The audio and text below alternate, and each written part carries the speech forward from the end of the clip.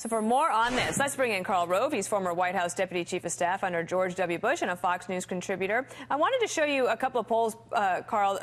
NPR Marist poll had President Trump's approval at 40%. That's down about 3 points from last month.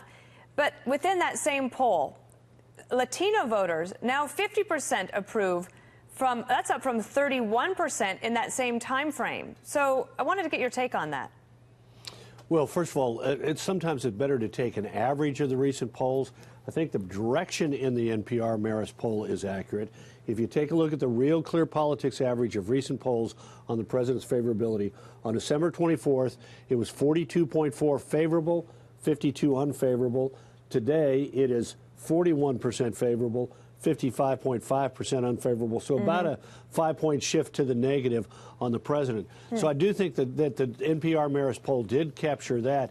I'd be a little bit careful about the subsample of Latinos. They looked at basically just over 1,000 voters.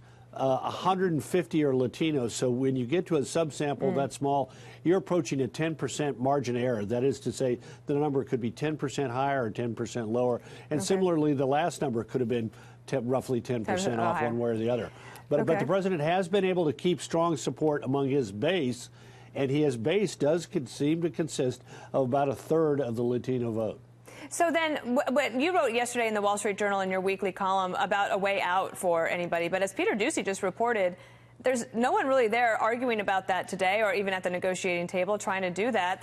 Last night, though, we do know that Vice President Pence and Jared Kushner went over to meet with Mitch McConnell, perhaps others on the Republican Senate side. So perhaps there is some sort of movement afoot? Well, maybe. I was in Washington and talked to a number of members of Congress yesterday, Republican members of Congress, some of whom had seen my column and some of whom had not, but still have said, you know what we need? We need to have the president pro-offer something so we're on the offense. So my column basically said, my suggestion was that the president, in order to get on the offense, say, look, I want this money for the border wall, and in return, I will provide a solution. We'll come to an agreement on DACA, the Dreamers, the people who are brought here as children who are here illegally but have known no other country than the United States of America as their home. And that I think would put him on the offense rather than being on the receiving side. It would then be up to the Democrats to answer, well, we don't want that. We don't want to. We all voted, a bunch of us voted for the wall last time around. All of us supported President Obama when he built the wall. Oh, but today we're not going to give him $5 billion, 1/10 of 1% of the federal budget for border security on the southern border in return for a DACA solution. That's not going to be a good place for the Democrats to be. Well, we will continue to follow that over the weekend. So I booked you today, to talk about the shutdown, but I did want to ask you about something else, a story that is leading a lot of news today. It's widespread reaction to that BuzzFeed report, and writers Jason Leopold and Anthony Cormier, they were citing two unnamed federal law enforcement officials regarding something that then-candidate Trump asked his personal attorney to do during the presidential campaign. The report reading, quote, President Donald Trump directed his longtime attorney, Michael Cohen, to lie to Congress about negotiations to build a Trump Tower in Moscow, according to two federal law enforcement officials involved in an investigation of the matter. Trump also supported a plan set up by Cohen to visit Russia during the presidential campaign. So as you can imagine, Karl, this story got a lot of attention. This has not been matched by any other news organization, though I imagine that some are trying. But I remember back to 2006 and Jason Leopold. I was a spokesperson for you as the deputy press secretary, and you were the deputy chief of staff. And so we worked together. And while the Valerie Plame affair was underway in that investigation, what happened in 2006? Well, on May 13th, Jason Leopold wrote a story for BuzzFeed saying that I had been indicted by a grand jury.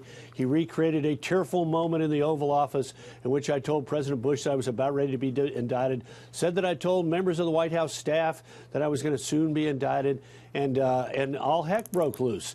Mark Coralla, who is my spokesman, paid for it out of my own personal pocket. I think he fielded like 35 phone calls that day, denying that was anything.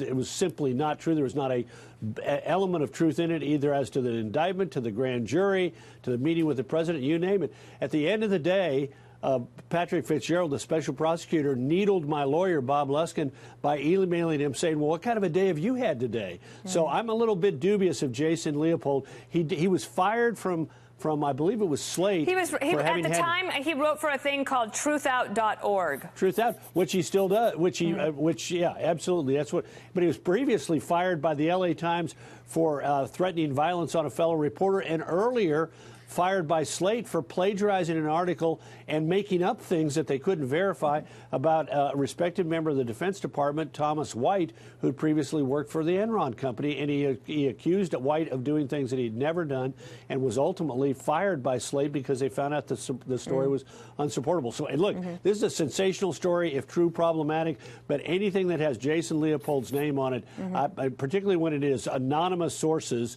it strikes me as something we ought to wait and make a judgment about later. And just take it with a grain of salt. Doesn't mean that they aren't correct. It just means take it with a grain of salt. And it was not Slate, it was Salon. You know, it's hard. Salon, that's right. Salon, all right. You're right. Karl Rove, thanks for that trip down memory lane. We'll talk to you soon.